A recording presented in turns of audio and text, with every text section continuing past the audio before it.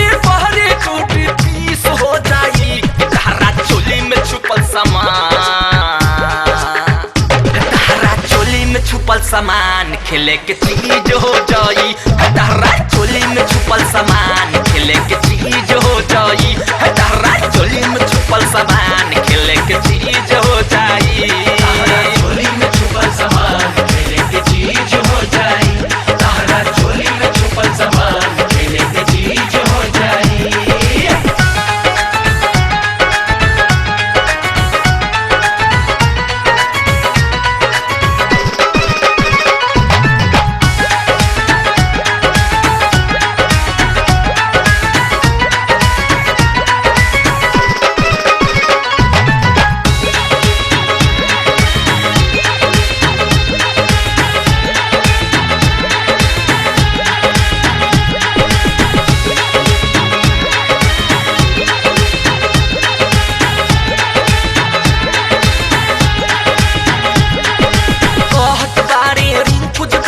सोच के फट से बोला कुछ ना होई एक दुई कर में डोरी झट से खोला